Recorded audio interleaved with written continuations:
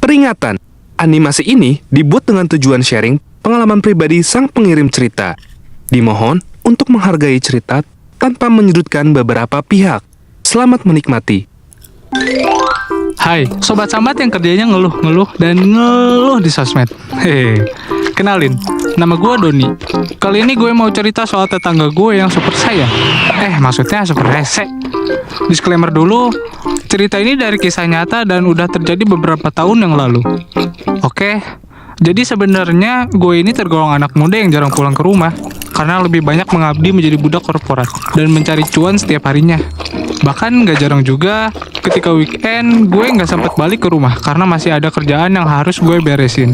Hari-hari gue habiskan di kantor, rumah pacar, dan rumah sendiri. Jadi masalah soal cekcok pertetanggaan ini seringnya gue dengar dari nyokap atau bokap gue ketika mereka cerita pas gue lagi pulang. FYI, rumah gue ini emang letaknya agak masuk ke dalam gang dan ada lingkup wilayahnya sendiri gitu. Seperti rumah-rumah Indo kebanyakan, rumah gue ini juga nempel sama rumah-rumah di sekitar gue. Di depan rumah gue ada sebagian lahan kosong yang biasa dilewatin orang-orang atau sekedar buat jemur baju aja. Intinya, biasanya lahan itu dipakai untuk kepentingan bersama lah. Nah, setelah lahan itu, masih di seberang gue ada rumah lagi yang lumayan lebih besar dari rumah warga sekitar situ. Rumah yang di seberang ini ditinggali sama kakek-kakek yang masih lumayan bugar. Ya, kayak Raikage di Naruto lah, kalau lu tahu. Yang nggak tahu, skip. Nah, terus dia tinggal sama anak bungsu laki-lakinya yang masih muda. Dulu sebelum gue dan keluarga pindah, tanah sekitar rumah si kakek ini emang punya dia semua. Pun sampai sekarang beberapa rumah di sekitar rumah gue itu ditinggali sama saudara-saudaranya. Nah, ketika gue sekeluarga pindah, di situ kita beli tanahnya dan ngebangun rumah di seberang si kakek. Beberapa tahun berlalu, dari gue kecil sampai gue mulai kerja, semua masih baik-baik aja. Kita hidupnya rukun dalam bertetangga. Sampai akhirnya ketika memasuki tahun kedua gue kerja, istri si kakek ini meninggal karena sakit. Gue masih ingat banget gimana baiknya si nenek ke gue dan abang gue di masa itu. Bahkan gue sering main ke rumahnya buat main sama anak bungsu si kakek. Rumah nenek juga sering jadi tempat ngobrol dan ngumpul ibu gue dan teman-temannya. Singkat cerita, akhirnya si kakek tinggal cuma berdua sama si bungsunya yang sekarang udah besar. Karena semua anak-anaknya udah punya rumah dan keluarga sendiri. Sejak kepergian istrinya, entah kenapa si kakek ini jadi rewel banget. Dan ada aja gitu yang jadi masalah buat dia. Pernah suatu hari, gue baru balik kerja sore-sore dan dibuat terkejut. Kaget. Karena lahan kosong di depan rumah gue tuh udah dikasih tanah dan dibatasin batako gitu. Sampai menutupi setengah lahan. Jadi ibu gue udah gak bisa jemurin baju depan rumah gue lagi. Bahkan untuk lewat pun jadi lebih kecil jalannya. Kejadian itu sempat bikin heboh keluarga gue. Dan bikin abang gue lumayan kesel. Karena dia benar-benar cuma nyisain selangkah lahan kosong dari depan pagar rumah gue. Di depannya dia dikasih tanah yang udah ditanamin pohon singkong. Abang gue yang emang keras dan gampang kepancing emosi, kesel lah. Dan nanya ke si kakek, maksud dia apa kayak gitu? Terus si kakek jawab, ya ini kan dari awal juga lahan gue. Suka-suka gue dong mau diapain. Abang gue gak mau kalah, dia balas lagi. Tapi nggak gini juga dong Kong. Kalau kayak gini kan jadi makan jalan warga lain. Merasa bapaknya dalam bahaya, si anak bungsu itu ikutan maju dong. Lagian lu nggak punya hak buat makan lahan. Tanah lo kan cuma serumah doang. Untungnya bokap gue masih cukup sabar untuk menghadapi cecunguk itu. Dia berusaha melerai dan udah narik abang gue mundur. Udah Cop, gak usah nyari-nyari masalah duluan. Biarin aja dia mau ngapain kek. Ntar saudaranya yang lain malah ikutan. Kitanya yang ribet. Di situ abang gue mundur walaupun masih ngedumel sama si kakek. Nih kakek-kakek ngeselinnya nggak ketulungan. Udah tuir, malah kayak bocah. Kocak dah. Abang gue yang awalnya emosi, pelan-pelan mulai tenang. Untung kagak ngereok nih bocah. Abang gue tuh tipikal orang yang paling gak bisa tuh nahan-nahan diri untuk gak ngegas. Apalagi ini kondisinya kita yang dirugikan. Itu satu kejadian yang bikin perkara ini jadi merembet kemana-mana. Semenjak kejadian itu, gue dan keluarga jadi mulai lebih hati-hati untuk melakukan apapun di luar rumah. Kita sebisa mungkin gak mulai pertikaian. Bahkan, kalaupun emang dia yang mulai, kita coba untuk ngalah supaya gak makin panjang urusannya. Abang gue akhirnya pindah ke Surabaya untuk tinggal sementara di rumah keluarga istrinya. Abang gue ini emang kondisinya baru menikah setahun guys. Jadi memang belum sempat beli rumah dan tadinya masih tinggal bareng sama orang tua gue. Cuman karena cekcok waktu itu, akhirnya dia pindah dulu ke Surabaya karena takut kepancing emosi lagi dan malah bikin masalah makin panjang. Kalau panjang kan bisa jadi series film. Gak kerasa hari-hari berlalu.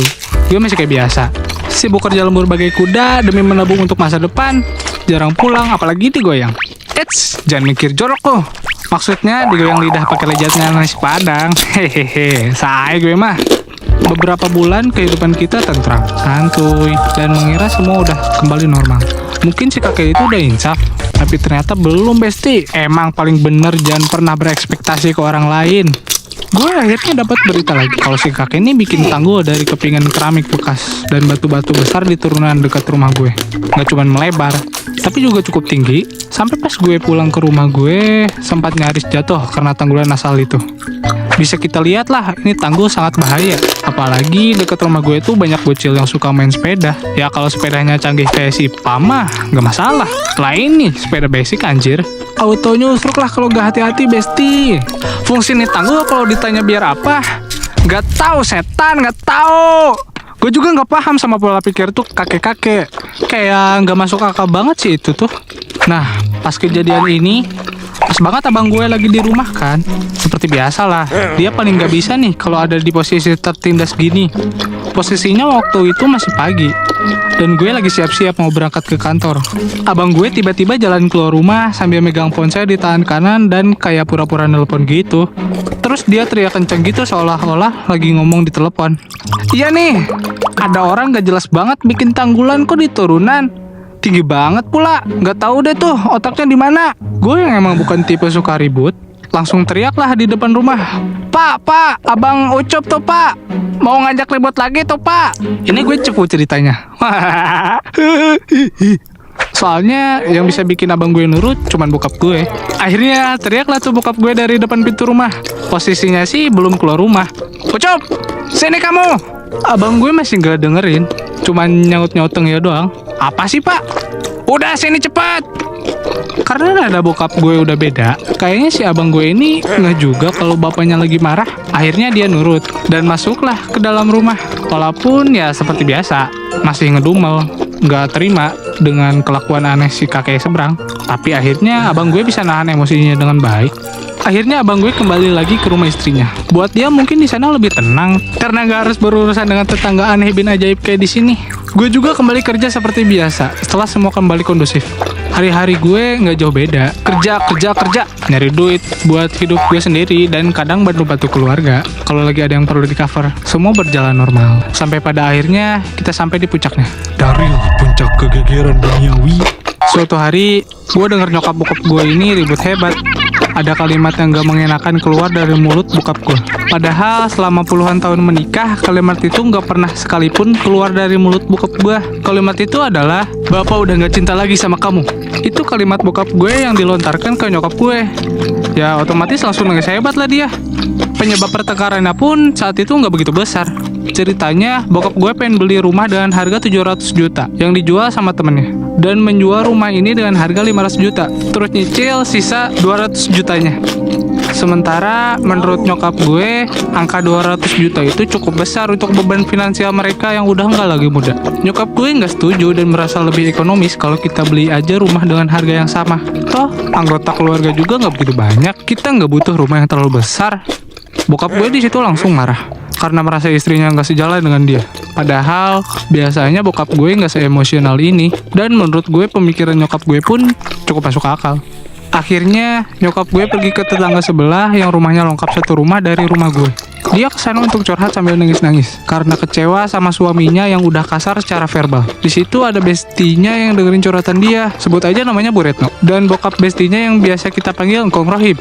Di saat nyokap gue cerita sambil sesegukan, si Engkong Rohib tiba-tiba ketawa. Nyokap gue dan Bu Retno heran dong, dan nanya ke si Engkong, "Kok ketawa sih Kong?" Nyokap gue nanya, "Coba laki lu panggil ke sini," kata si Engkong. Cuman karena posisi nyokap gue lagi berantem sama bokap gue, dia ogah lah manggil bokap gue. Akhirnya anaknya Bu Retno lah yang manggil bokap gue. Gak lama kemudian bokap gue dateng nyamperin, dan ketawa lah tuh si Engkong semakin kencang. Bokap gue juga reaksinya sama, heran bukan main. Terus tiba-tiba si Engkong bilang, "Kok lu mau sih Tong dibayar 100.000 doang sampai begini?" Lah, semua yang dengar itu makin bingung lah. Si Engkong ini lagi ngomongin apa sih sebenarnya? Nah, ternyata usut punya usut, Singkong ini emang punya keturunan orang mantap gitu. Dia ngejelasin di situ kalau ada sesuatu yang menyebabkan rumah tangga di rumah tuh jadi gonjang-ganjing. Si Engkong langsung ngasih tahu, ini mah kiriman dari si Tompel, nama dukun. Dari gang yang di sono, rumahnya pagar ijo. Mau gua antar ke sono? Kata si Engkong ngomong ke bokap gue. Kita semua masih shock, kecuali anaknya si Bu Retno yang udah tahu soal ilmu ini. Kita masih diem aja di situ karena kaget. Engkong bisa tahu letak persisnya di mana orang yang ngirim itu. Lagian, masa dia bayar 100 doang ya malu gue ya si Tong? Kata si Engkong yang sebenarnya ditunjukin ke si dukun. Tetangga depan tuh yang kirim-kirim. Habis itu, si Engkong jalan ke depan rumah gue dan nemu sak kantong kecil tanah kuburan di pojokan pagar. Ternyata penyebab ributnya bokap nyokap gue ini faktor eksternal. Pantas aja bokap gue bertingkah nggak wajar. Akhirnya bungkusan itu diurus sama si Engkong. Dan dia bilang, sekarang udah aman.